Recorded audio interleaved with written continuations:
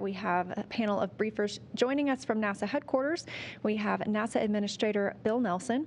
And here at Johnson Space Center, I'm joined in the room by Mike Seraphin, Artemis I Mission Manager, Rick LeBrode, Artemis I Flight Director, Howard Hugh, Orion Program Manager, and Vanessa Weich, Center Director at Johnson Space Center. Again, thanks for joining us. We have some media here in the room as well as on the phone. Ahead of taking questions today, just a reminder, you can press *1 to raise your hand in the phone to ask a question, and press *2 to lower your hand if your question has been answered. But before we get to those, we're going to turn it over to NASA Administrator Bill Nelson for some opening remarks. Thank you so much. Hi, everybody. Well, the NASA teams have been very busy over this holiday weekend. Because of the unbelievable can-do spirit. Artemis I has had extraordinary success and has completed a series of history-making events. So, for example, on Friday, for the first time, a human-rated spacecraft successfully entered that orbit for Artemis I called the distant retrograde orbit. And then on Saturday, Orion surpassed the distance record for a mission with a spacecraft designed to carry humans into deep space. And that record before had been set by Apollo 13 at about 248,000 miles from Earth.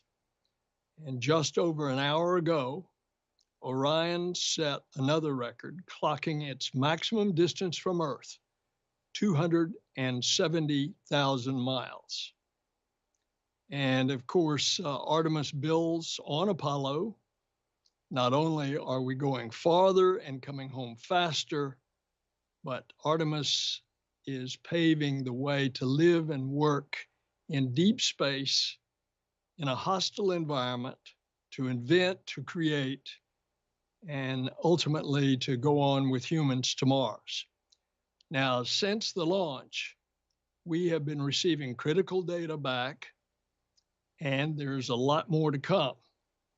For example, many of us know Arturo Campos was a NASA engineer who developed a plan to bring the crippled Apollo 13 crew home safely. For a mission that something terribly went wrong, it's looked in the annals of NASA as one of the most successful missions because they saved the crew. Well, on the spacecraft now, Orion, is Commander Munican Campos' namesake, his namesake aboard Orion. And this is a somewhat what we would call a mannequin, a Munican. He's outfitted with sensors to provide data on what crew members might experience in flight, and that data will continue Campos' legacy of enabling human exploration in deep space. Of course, we've said from the beginning, since this is a test flight, the biggest test after the launch is the reentry, because we want to know that that heat shield works at about 5,000 degrees Fahrenheit, almost half as hot as the sun. Coming in at 32 Mach, it's going to hit the atmosphere at about 200,000, at the ultimate entry point, and then it's going to dip down about 200,000 feet into the upper atmosphere at that 25,000 miles an hour. And then it's going to pull up and it's going to bleed off some of that speed to about Mach 22, 17,000 miles an hour. We've already learned a lot. And this team's resilience is just unbelievable. And it's incredible how smoothly the mission's gone. But it is a test, and that's what we do. We stress it and we test And when Orion comes home on the 11th of December, splashing down in a couple of weeks, we look forward to learning what all those sensors will have told us in order to be able to put 4 human beings on the top of Artemis II. And then we're going to the moon, into lunar orbit in preparation for Artemis III, where we will have 4 go into a lunar polar elliptical orbit that will then have 2 of the astronauts in the lander go down to the surface. That will be the first woman and the next man. So let me turn it over to Vanessa Weiss. Vanessa is our great director out there at the Johnson Space Center. Hey, Vanessa, take it away. Okay, well, thank you, Administrator Nelson. And I believe we have a video that we're going to play, so we're going to play that video first. 5, 4-stage engine start. 3, 2, 1. Boosters ignition. And liftoff of Artemis I. We rise together, back to the moon and beyond.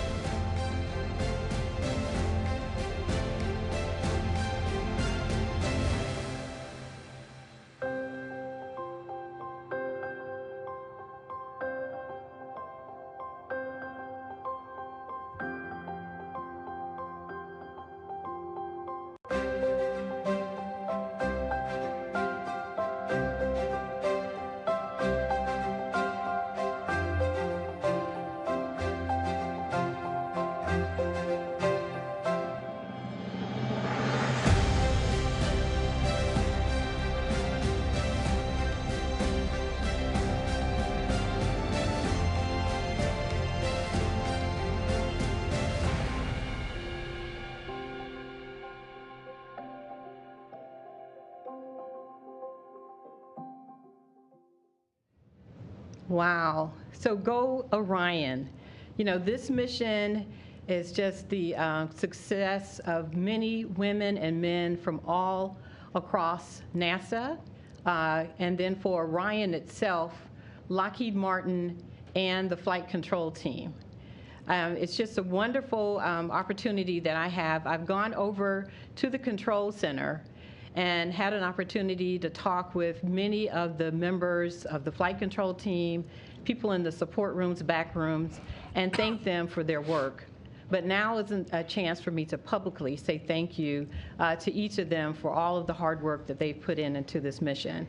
I also want to thank Howard Hugh as the program manager. I want to thank Rick LeBrode as the lead flight director, and I want to thank Mike Serafin as the mission manager.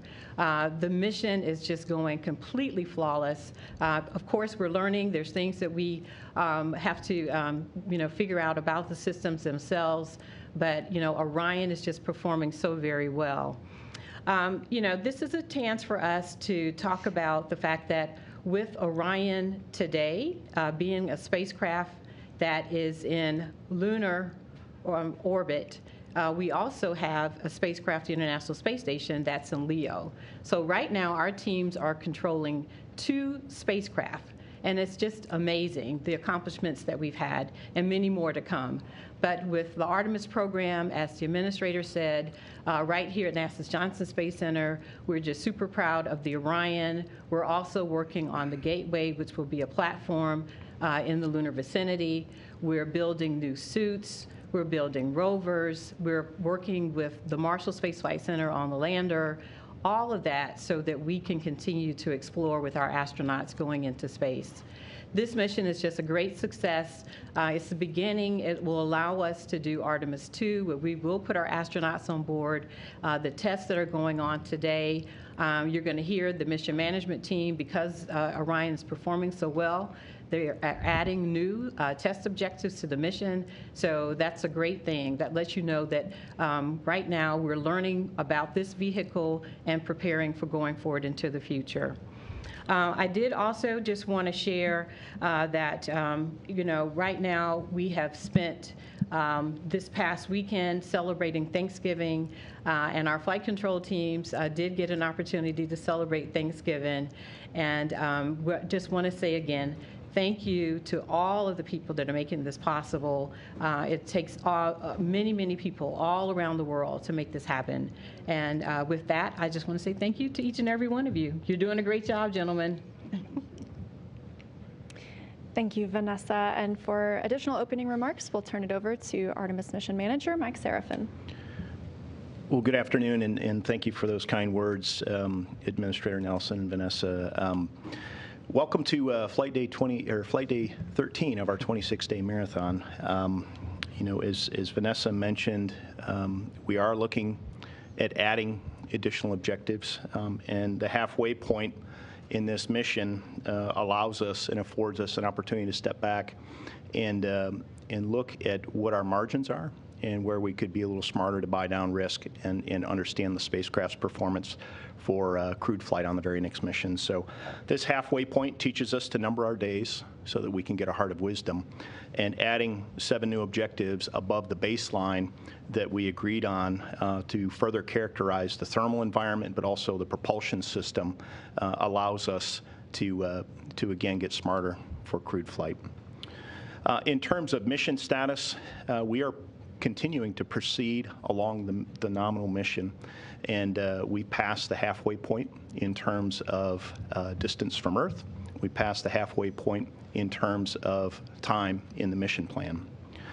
And in terms of mission objectives, if you look back at Priority 1, which is demonstrate the vehicle at lunar reentry conditions, we bought down half of that on launch day by the rocket delivering us, the Space Launch System rocket delivering us to the point of translunar injection and setting up the initial conditions. We will not realize the second half of Priority 1 until entry, descent, and landing day, as Administrator Nelson described in his opening comments.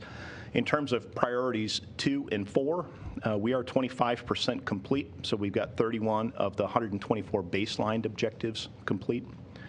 We have 37.5% of those objectives in progress, or 46 of the 124, and then 37.5% yet to be started. A lot of those are essentially tied to entry, descent, landing in the post-splashdown time frame.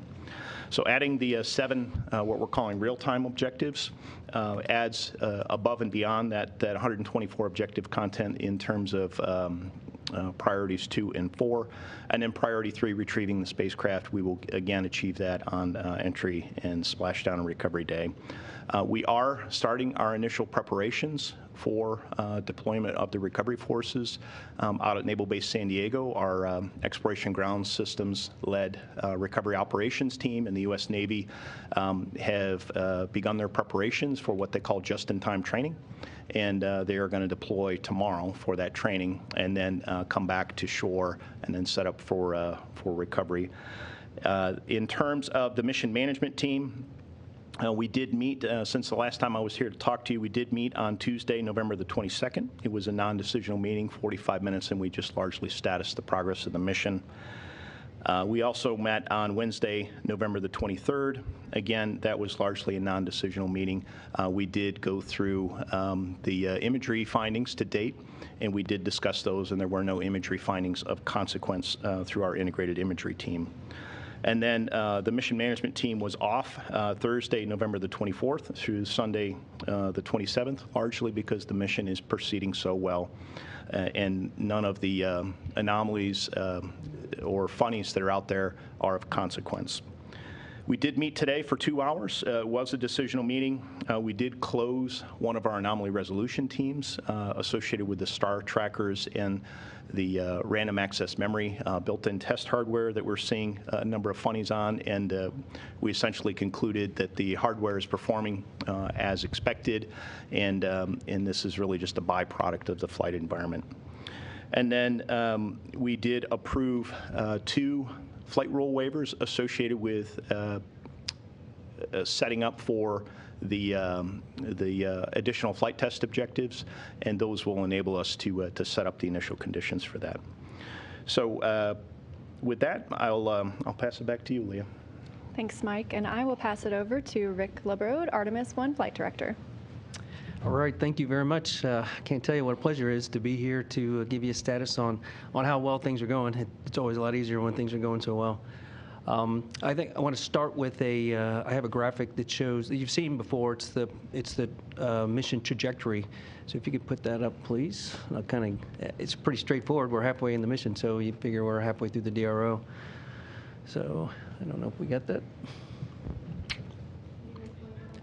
Okay. There we go. And if you look at number 11, which is essentially, like I said, halfway into the DRO, that's where Orion's located right now. The imagery was crazy. You saw that the imagery and that opening videos clip, and I can tell you, I was in the control center at the console for a majority of those images, the ones that include the Earth and the Moon, and it's really hard to articulate what the feeling is. It's just amazing to be here and seeing that. So it's certainly a pleasure. So I'll just give you kind of a status on where we are. Mike talked a little bit about, we're just clicking off our detailed flight test objectives. Everything's going extremely well. Going so well that we're working with Howard and his team, the engineering team, and the European partners to add more test objectives. If you recall, if you supported the pre-mission briefing, I talked about, the simple question was, why are we flying the flight, or what do we want to try and accomplish? And up to this mission, everything was just test data. So a lot of our models that the engineering team uses for their analysis, they're using just data, figures and test information. Well, the effort that we're doing now to get this real-time performance data from the vehicle and the environment is that valuable data that's going to be put into the test, update the models to allow us to know exactly how this vehicle is going to operate, and it'll relieve us of a lot of our constraints. A lot of these objectives are going to be, the thermal environment. Try to expand the thermal environment. Right now we're constrained to we can get out of the tail to sun attitude for upwards of 3 hours, but when we come back, we have to wait 10 hours before we can do another excursion. So we're hoping to get more information, get smarter on how the vehicle thermally responds, to give us more flexibility, and that'll be directly beneficial to the future Artemis missions when we're flying the crew. Let's see, for the mission to complete the trajectory, we had planned for 19 translational burns. Up to this point, we've done 9, and we've used every one of Orion's propulsion systems. We've done 3 larger burns greater than 100 feet per second using the orbital maneuvering system, the OMS engine. We've done 3 using the +X, or you'll hear them called as auxiliary thrusters. And those 3 were on the order of less than 9 feet per second. And then we did 3 also using the reaction control system, RCS system, and those were all less than 1 foot per second. And we did 2 of those burns where we actually maneuvered into attitude, the specific attitude, and thrust in a specific direction. And the last one we did was, it was a very small burn, but we did it multi-axis, where you don't even have to maneuver to the attitude. So it was a great test of Orion propulsion capabilities. We were going to do a burn today. We call these orbit maintenance burns, but it was a very small burn. We opted not to do it, and a part of the reason also is because when we do our next orbit maintenance number 3, which is in a couple days, we want to. This is one of those test objectives that we're adding, and we want to burn the +X. The auxiliary thrusters for 100 seconds. So a lot of that's going to be testing the thrusters themselves. They're rated for much longer than that, but we haven't used it yet for those kind of durations. So we're going to do that, but we're also going to test. I think we want to test some of the pluming on the solar arrays during that time frame as well. So let's see. The upcoming. Just to give you a little highlight on what's coming up. We'll depart the distant retrograde orbit on Thursday, start heading back towards the moon, and then when we have the return powered flyby, that'll be on flight day 20, and that again when we fly by the moon, will be 80 miles off the surface. So we should expect to get some more spectacular imagery of the moon as we fly by. So I think, yeah, that's all I have to report at this point, so I'll hand it back to you. Yeah. Thanks, Rick. All good things. And I will turn it over to Howard Hugh, Orion Program Manager. Thanks, Leah. Let's see. I'll start with thanking Administrator Nelson and Senator Director Weish for recognizing the team. Certainly, it's very tough working during the holiday and missing some time with the family and friends, but the team performed tremendously. I want to thank the flight control team, our engineering team, and our European partners, our Lockheed contractors, who worked tirelessly to make these burns happen and monitor spacecraft as we get into this distant retrograde orbit. It was really an important phase of our mission. It got us into a point where I feel really good getting to this part of the mission, and a really opportunity to, I would say, catch our breath a little bit and do a very important orbit around the moon and being able to do some tests and demonstration of additional capabilities for the spacecraft. Of course, you know, you've heard from Mike and Rick that the spacecraft is operating just tremendously well so far, and we're really happy with its performance overall across all the subsystem areas. And we've been able to accomplish other what we call detailed flight test objectives as well as we've gone along the mission, and we're going to try to accomplish some more in this DRO orbit. And I think it's a testament to not only the spacecraft capabilities and the performance so far of the spacecraft, but also the team. The team has been doing a great job of not only monitoring our spacecraft and looking at some of the funnies and making sure it's performing as expected, but also looking at opportunities to further along test this very important mission and the spacecraft that we have to further future missions and buy down future risks as we put crew on board. And I think that's a great opportunity that we have today in the DRO. I would say that also, I mentioned last time we were here, our performance across the board continues to be outstanding relative to power we're generating, continue to generate 20% more power than we really need. We still have tremendous amount of propulsive capability or reserves in the prop tanks, excuse me. And we certainly are looking at other performance measurements across the board, across the spacecraft, and those are all going very well. So really happy where we are halfway through the mission, looking forward to completing this part of the phase and getting our spacecraft home safely. So thank you, Leah. Thank you, Howard, and thank you again to all of our briefers who have joined today. We will now move into the question and answer portion of our session. So a reminder, if you're online, please use the *1 to raise your hand if you have a question to ask, and *2 if your question has been answered. We will start here in the room.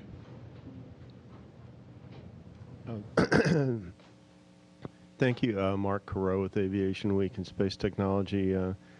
I know I'm leaning forward a little bit, but I'm wondering if you've received enough significant data from this mission so far that you can maybe update your planning dates for Artemis 2 and 3, even, you know, an estimate or a season or a month or a year? Or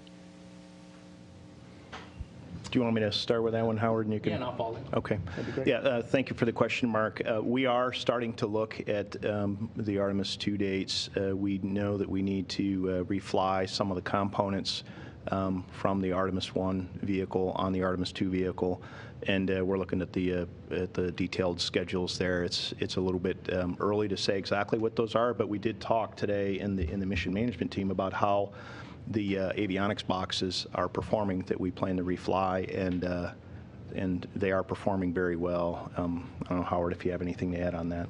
Yeah, I would say that to add on what Mike's saying, you know, I think it's really good that you know, we're looking at and getting all this data, especially with the avionics boxes we need for Artemis 2 from Artemis 1.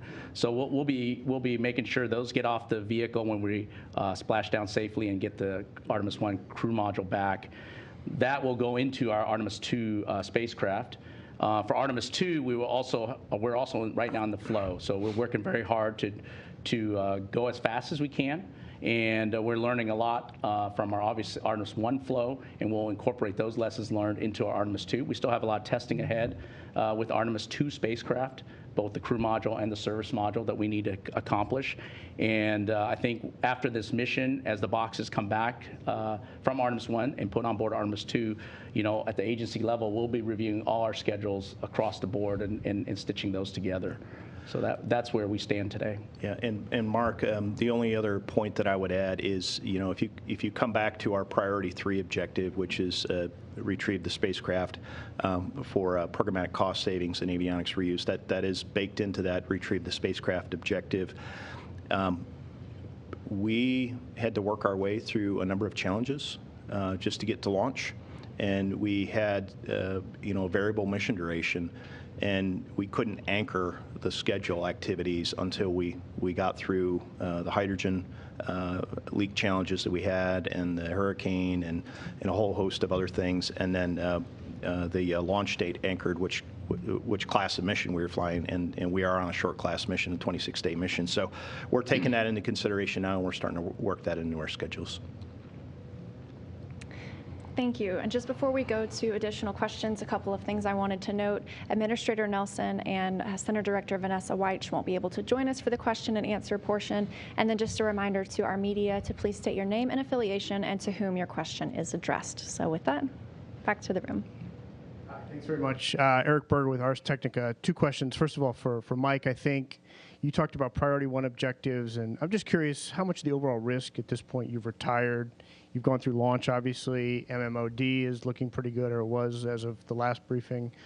The 3 different classes of thrusters on Orion seem to be performing pretty well. So, landing is kind of the main objective left.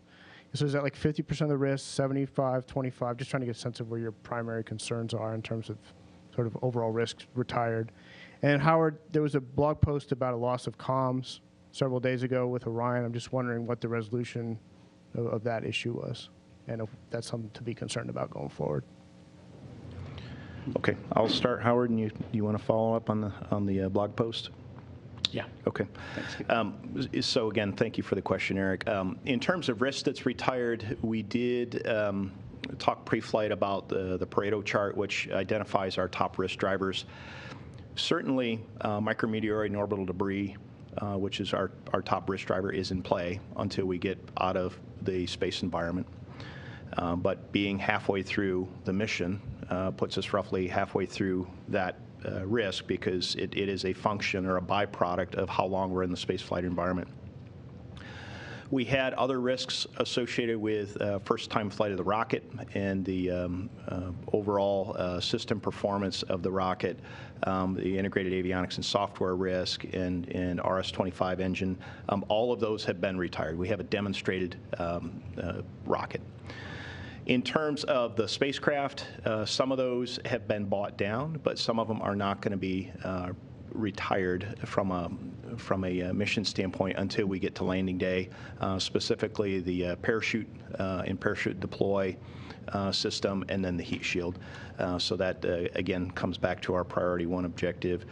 The rest of the risk drivers that come to mind, we certainly have done a much better job of characterizing the overall system performance, and I think we are buying down some of that. So that's kind of a, if you're looking at our top 10 risk drivers, some of them have been retired, some of them are still in play, and some of them won't be realized for good or bad until we get to entry, descent, and splashdown day. And I'll turn it over to Howard for the blog question. Yeah, Eric, I'm not sure specifically which comm outage you're referring to, but I'm going to ask Rick to talk about. We've had some ground comm issues, not on board, but I'll let Rick go first.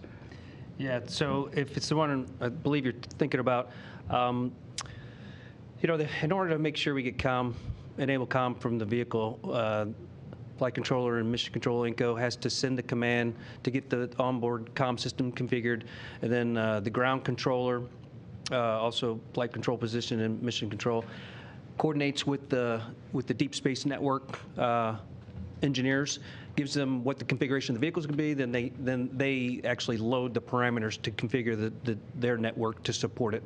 So it's complex.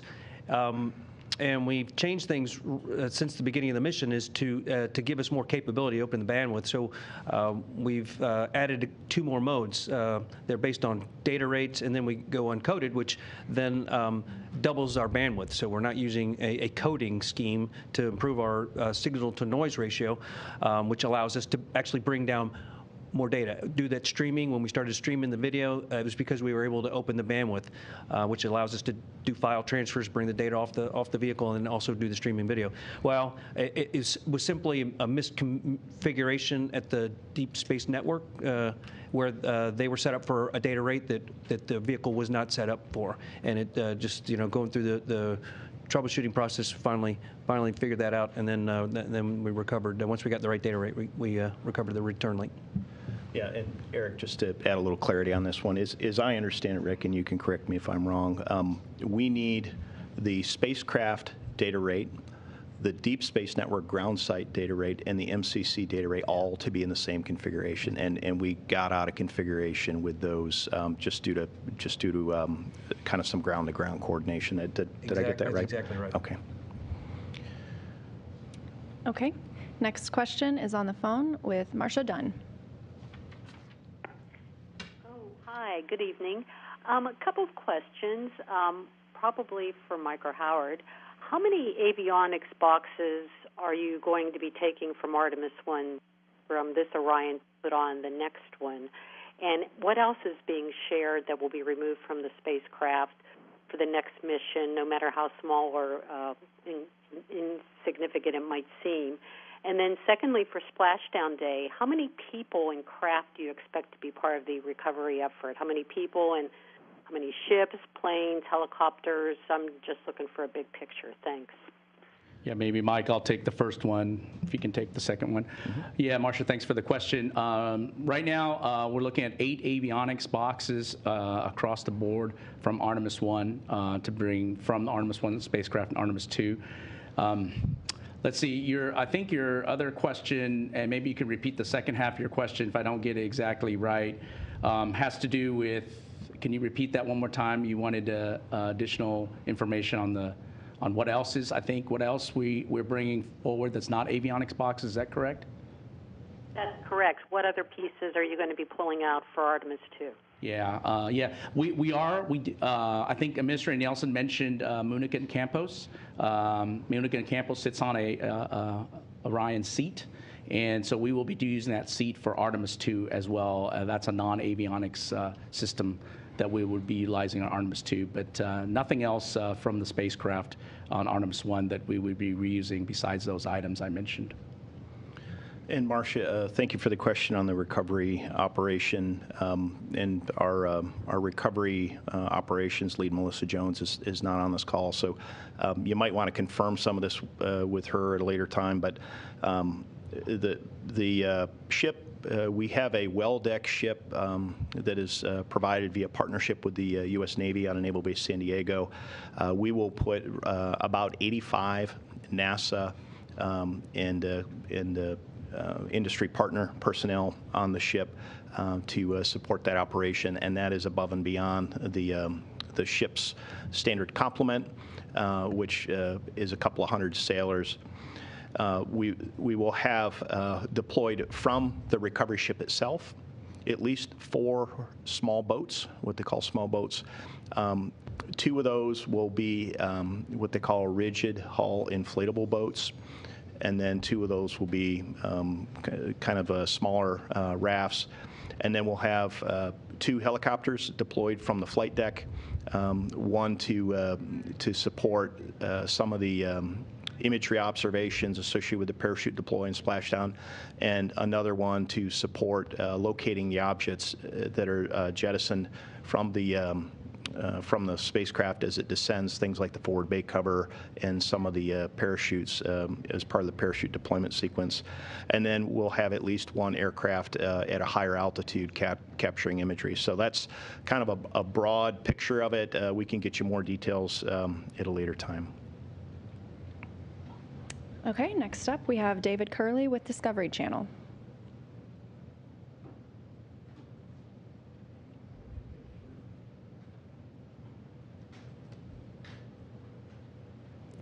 David, if you're speaking. Sorry about that. I was having a little trouble. Can you hear me now? Loud and clear. I guess this is for Howard. Quick question. What kind of data are you getting from inside the capsule in the environment the astronauts would be in? Specifically, are the temperatures right? What are you seeing so far inside? Yeah, right now, good question. Right now, we are getting temperature readings. We're getting, obviously, pressure readings as well inside the cabin, and everything's nominal as we expected. Certainly, what was loaded or what was in the atmosphere when we closed the hatches, what we've got, and our leakage rates are really low. I think it's like 0.03 per day or something like that, PSI per day. So we're really understanding not only just what's inside the cabin, but obviously a lot of measurements we have inside the cabin relative to Munich and Campos. The radiation sensors are all being recorded, so we won't get that data from the cabin until we get back on the ground. Next question is from Bill Harwood. Hey, thanks. I got two quick ones, one for Mike and one for Howard, I think. Is the Star Tracker issue you've mentioned a couple of times, is that the most significant problem you've had with Orion? Or is there anything else that's provide worry, or maybe not worry, but required a similar level of troubleshooting? And I wasn't clear how you resolved that, or if you just decided that's just the way they operate and we understand how it works now and that makes it okay, or if there's something you had to do about that. And Howard, can you tell us what those 8 boxes are? I know it's probably buried in the press kit somewhere, but I can't remember what the avionics boxes are that you're going to take off Artemis I and put on Artemis II. Thanks. Okay. Yeah, hey Mike, let me, maybe I'll address both questions. If you don't mind, you can add to it. I think with the Star Tracker, it's certainly the highest visibility. When we first, we had a couple issues where we took, I think, a radiation hit on the Star Tracker itself, and we also had this issue with a bit flip relative RAM where inside the box itself, it has error detection correction automatically. And I think I mentioned in the last press conference, it does, when you have a radiation hit, it may flip a bit in the memory, it auto corrects itself, and it just tells you. And it's a very, very good system that is on a lot of deep space kinds of hardware, avionics hardware. And in this case, when it first tripped, we were getting indications that Star Tracker wasn't performing. And I think through our analysis and, of course, very detailed look at all the data that we got at that time, we made some decisions, obviously, to press forward. But it turned out that the Star Tracker was working just beautifully. It was outputting navigation data as expected. This bit trip, we found out through our or our last few days, several days of hard work by the team, is that this is very nominal behavior. Many of the Star Trackers in deep space and even in geosynchronous satellites and low Earth orbit satellites have data that shows that they take these kinds of RAM upsets, and so they get auto-corrected and they log it. And so today, when we went to the MMT, we walked through all the data. We showed a lot of detailed in terms of not only from our own program, but from other programs that the Europeans have flown, from other programs that we know about from our sister programs, to learn what they've seen, and the data corroborates what we hypothesized to be. And I think that turned out really well in terms of the Star Tracker performance and understanding what happened with the Star Tracker. So I'll pause there, see if Mike wants to add anything to that before I answer the next question. Yeah, Bill, thank you for the question. Howard said it well. The team did a very thorough analysis of the Star Tracker random access memory bits that were being set. And this is a case where leveraging our industrial base and other missions out there, whether they're NASA missions or other missions that use this common set of avionics or very similar design to it, is helping us, and we tap that expertise. In terms of other issues that are out there, we do have one active anomaly resolution team associated with the power conditioning and distribution unit on something called the latching current limiter. It is apparently being uncommanded open, so for some reason these latching current limiters on umbilical 1, uniquely on umbilical 1, there have been a number of occurrences that are being nobody's on the ground commanding these things open. So we're trying to characterize that and understand what the hardware is telling us, and that active anomaly resolution team is working in the background. It is not a high-level concern because we have appropriate levels of redundancy. There's 4 solar array wings, 2 of these per channel, per power channel, and we're recovering from these. We just don't quite understand what the hardware is telling us, and we're expecting an outbrief from that anomaly resolution team in the next couple of days.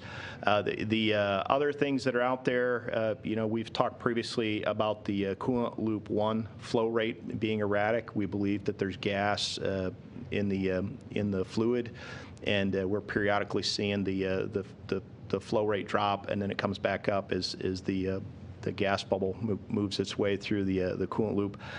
We also had what I would argue was a gift handed to us from the flight environment. We had the flight control module number 1 had a reset, and that was due to a radiation hit, and it did exactly what it was designed to do.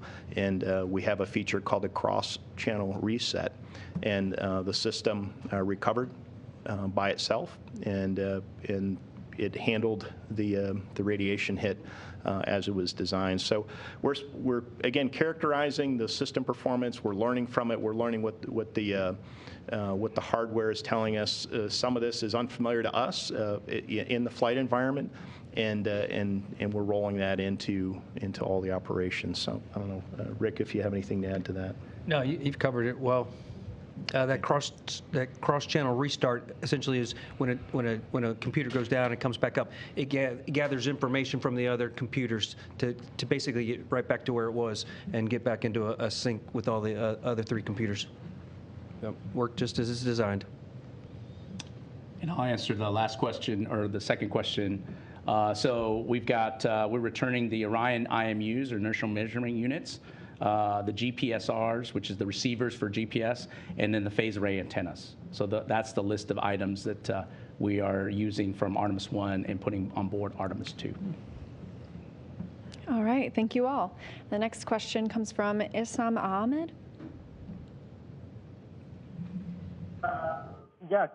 Thanks for doing this. For Mike Sarapin, will we see the Apollo landing sites on the next lunar flyby, and which ones? Thank you. Yeah, thank you for the question, Hassan. Rick's probably better in tune with that one, but as I understand it, we will get to see multiple Apollo landing sites. Yeah, Rick, we do believe there's a team that's actually actively making the plan, putting the plan together to support the imagery as we fly by the moon. The positive is on the return powered flyby, that area will be lit, so we have the opportunity. We just got to get the vehicle in the right orientation and get the cameras going. We're going to be taking imagery, so and I don't know exactly which sites, but I know on the outbound powered flyby there was 4 sites that were all in the dark, so we didn't capture them. But my expectation is the same 4 will be available this time with the proper lighting conditions. We're looking forward to it. Up next on the phone, we have Tim Fernholz. Hello, everyone. Thank you for taking this question. 2 things I was wondering. One, can you talk a little bit more about the 2 flight rule waivers you need to do for the additional objectives and what that looks like? And then second, just thinking about the Deep Space Network, now that you're using it with Artemis and sort of breaking in those procedures, are there thoughts about what might be necessary to improve or invest in or add to the DSN system ahead of crewed flight with Artemis? Thank you. Yeah, Tim, thank you for the question. I'll talk about the flight rule waivers here up front. But in terms of the accomplishing what we're calling characterizing the thermal envelope, Orion is, by design, it wants to fly tail to sun. That is for thermal stability of the vehicle, but also from a power production standpoint.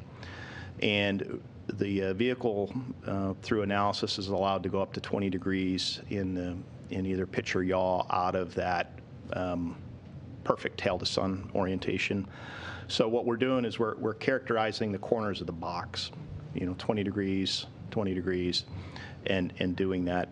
And there's also a thermal recovery time required, as Rick had mentioned earlier, about if we're out of attitude greater than that 20 degrees for more than 3 hours, we have to do a 10-hour tail to sun thermal recovery period before we're allowed to use the orbital maneuvering system.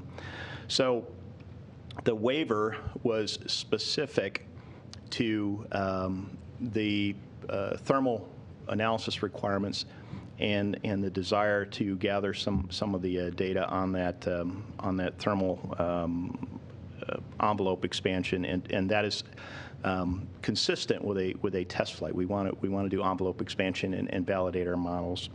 I don't know, Rick, if you have anything to add on the flight rule waivers. No, you covered it. Okay. Well, that was for the first one. I think the second one, you going to cover that one?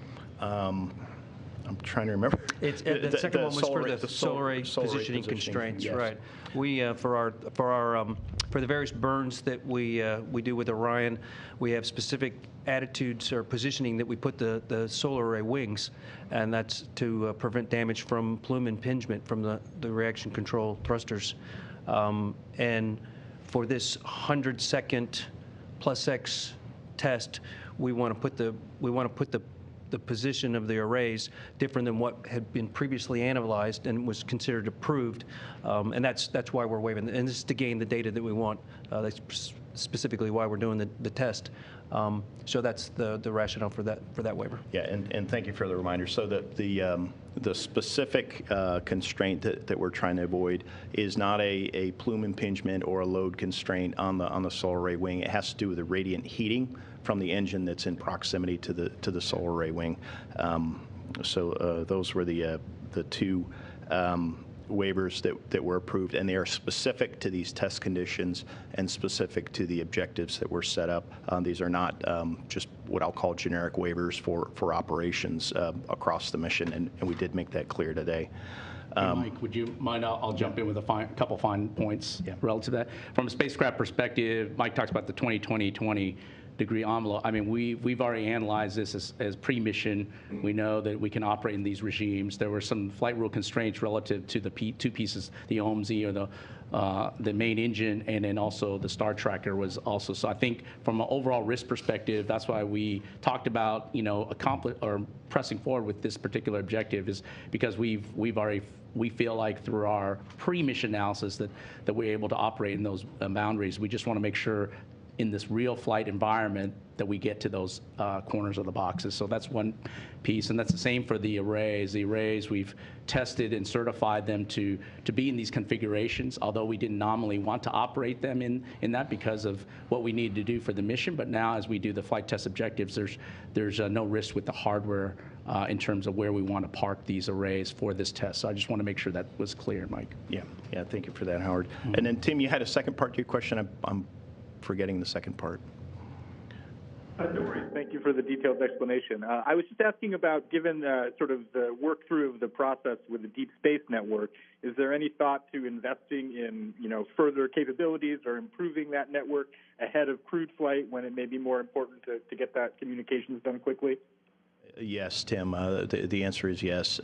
We are very mindful that the Deep Space Network has many customers, and Artemis is one of those.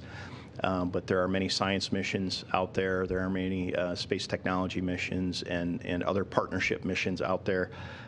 So as we expand the portfolio of Artemis capabilities, whether it's Gateway or the Human Landing System, and some of the surface operations and surface systems, as we get further into the manifest, we are acutely aware that we need to improve the communications and tracking and navigation assets out there. So we do have additional investments planned in the Deep Space Network. I don't want to get ahead of that because there's probably a procurement that's in play ahead of us on that. Okay, next question is from Kristen Fisher with CNN. everyone. This question is for Senator Nelson, if he's still on. If not, I guess, Mike, it might be for you. But given the fact that this mission, Artemis I, is going so well, wondering if we could get an update on when a crew may be announced for Artemis II. Thank you. Yeah, hi, Kristen. Thank you for the question. We've purposefully deferred that decision until after Artemis I is successfully complete. We want to get through a demonstration of our human transportation system before we name a crew for a number of reasons. One is just time between missions. We need to understand the time between Artemis I and II. It is possible to be in training too long, and we need to find the sweet spot relative to the training time for the crew. But once a crew is named, they're going to be highly sought after people, and there are other responsibilities for astronauts in the astronaut office, and we need to keep that in mind as well from a workload and just kind of an overall flight crew availability standpoint. And their time is precious, so we've purposely deferred that until after Artemis I. I don't have a specific date for you, but it will be after the mission. Thank you. And our next question is from Jem Siegel. Hi, everybody. Thank you for taking my question today. What will be the approximate length of the Artemis II mission? And secondly, roughly how many NASA and partner people are involved in monitoring Artemis I? Thank you. Okay. I'll take the mission length, Rick, and you want to take the team. And Howard, you want to talk about the size of your teams? Jim, in terms of the mission length for Artemis II, we're looking at a 10.5-day crewed flight test. So 4 astronauts will fly a 1-day highly elliptical orbit to basically shake down the life support system and perform a proximity operations demonstration with the upper stage before it is separated at a far distance from Orion. And then at the end of that 1-day high Earth orbit, Orion will essentially perform a mission completion maneuver and use the service module to perform the translunar injection maneuver and put itself on a free return trajectory about 4.5 days out and about 4.5 days back. So it'll be a little over 10 days, and that's our Artemis II plan. So, Rick, do you want to talk about your team, and Howard, do you want to talk about your teams as well? Sure. So it's a little hard, but in the front room we have 10 flight controllers, and then for each one of those they have either one, some have up to two support personnel in the multi-purpose support room, and then we have 3 shifts. So there you're looking at on the for the flight control team specific, we're looking at on the order of 60. That doesn't include, the ground controller who has responsibilities for making sure the facilities are configured properly. There's quite a few of those people, and I couldn't give you a number, but I'm guessing probably another 5, so 15. So we're looking around 75 people inside MCC. It's a pretty close number. And then let Howard talk to the mission evaluation room. Yeah, that's a good question, but a tough question. I think same with Rick. I would estimate maybe 10 consoles in the mission evaluation room, which is the support from an engineering perspective. Probably a couple people on console per 3 shifts across a day. And so you're looking at maybe 60-ish people. And then we've got some support from Europe as well. They've got some people supporting from an engineering perspective. We've also got people at the Lockheed Martin facility in Denver. So probably, somewhere in that 70 to 100, somewhere around there, depending on the day and the burn. We probably bring more engineering support as needed for the bigger burns. And then, of course, as we have issues, we'll bring more people to look at these issues and try to resolve them quickly. So it varies depending on the day. But somewhere around there, probably similar to what Rick's got across the board. Yeah, and then Jim, from the mission management team standpoint, for day of launch, because we have the propulsive elements associated with the Space Launch System, we had 24 mission management team members. We've collapsed that down since then to about 14 because the rocket has largely done its job, but we do include the Space Launch System program management team in that. And then on day of launch, the SLS Engineering Support Center out of Huntsville, which is their technical reach back, had roughly 110 people supporting, and that team has largely been sunset since we've gotten through the point of translunar injection. Okay, we have time for just a couple of more questions. This one is from Elisha Sowers. Hi, thank you for taking my question. This also would have been for Administrator Nelson. I know Kristen sort of asked along the same lines of what I'm going to ask, but at the top of the call, Mr. Nelson had said that the astronauts in the Artemis III lander will be, quote, the first woman and the next man, end quote, on the moon. And I may be way overanalyzing this, but is that slight departure in his phrasing significant? Because before now, it seemed possible that there could be 2 women astronauts landing on the moon. And I'm just wondering if he misspoke, or is that comment an indication that decisions have been made? Because I know you said that the crew hasn't been announced publicly yet, but have they been decided already internally? Yeah. Elisha, thank you for the question. I'm not going to get ahead of that one. We'll just have to wait and see what the decision is and who is on that crew. Okay, and our last question for this afternoon is from Robert Perlman. Hi, thanks. A question and a quick follow-up to a previous question, I think both for Rick. There was mention recently in NASA's update about Callisto being fired up, and we saw a video of, I guess, the disco or party mode. But I was wondering from a mission control perspective, as you've seen it being used, how effective of a tool is it to have the ability to query an AI aboard an uncrewed spacecraft, looking ahead to the day that maybe all 4 Orion astronauts go down to the surface and not just 2. And then just as a quick update, when you were mentioning the Apollo sites, can you just clarify in terms of the resolution that the public should expect? That are you going to be able to resolve features at the landing sites, or are you just photographing Tranquility Base or Frau Mora, and it's just the general area? Thanks. Sure.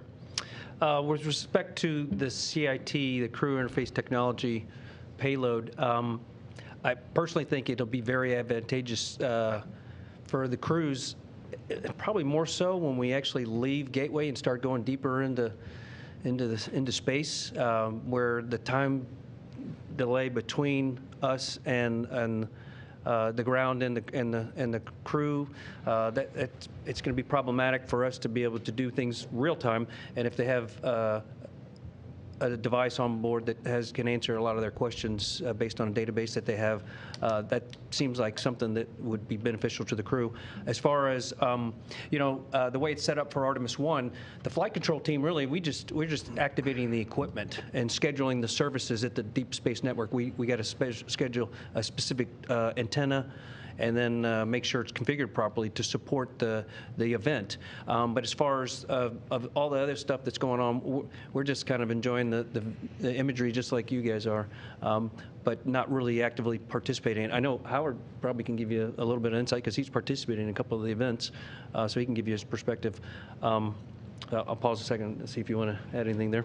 Yeah, I think part of this is a demonstration of the technology and really operating in the environment of where we want to be in terms of lunar orbit. And so I think we're getting really good, results. And I think it's been a good collection of data so far. And the engagement has, I think, gone very well, and appreciate Rick and the flight control team helping make that possible. I think it takes some effort to do the scheduling and coordination, and I think everybody that's participated in it has seen the value, as Rick has alluded to. And I think as time will tell in terms of what is needed, I think the demands of what the crew requires to support and operate the spacecraft and execute the mission will determine the capabilities we need. And I think these are all good things that we're planting the seeds for. and allowing us to reap those when it's time. And as far as your second question, as far as what the expectations are for the quality of the imagery of the lunar or the Apollo sites as we fly by, there's a team working it. So I don't really have a good answer for you, but I will tell you that just the imagery that you saw of the moon surface as we went by, you know, some of that was from our optical navigation camera. You know, we used the solar array wings that have the cameras at the end. We're not really going to be tracking specific ground sites as we fly over that. That's would be asking a bit, and you run the risk of not getting anything if you try to over-engineer it. So it'll be comparable to what you saw as we went by for the outbound powered flyby. So I apologize, but I can't give you better information than that. All right. Thank you all who tuned in and asked questions, and thank you also to our briefers today, as well as Administrator Nelson and NASA Center Director Vanessa White here at the Johnson Space Center. A quick look ahead at some things we have coming up. We have the distant retrograde departure burn coming up this Thursday, December 1st, but ahead of that, we're going to preview with another briefing on Wednesday at 4 p.m. Central Time. Don't forget, you can also watch live views from Orion almost any time that we have signal from the spacecraft at go.nasa.gov/Artemis Live. Some amazing views that we've had so far today, so make sure to tune in and see those. You can also read our daily blog updates at nasa.gov or at blogs.nasa.gov/Artemis. And of course, don't forget, you can see the latest imagery and videos on our Flickr account at flickr.com/photos/NASA2Explore. That'll wrap it up for us here today at Johnson Space Center. Thank you all for tuning in, and we'll see you again soon.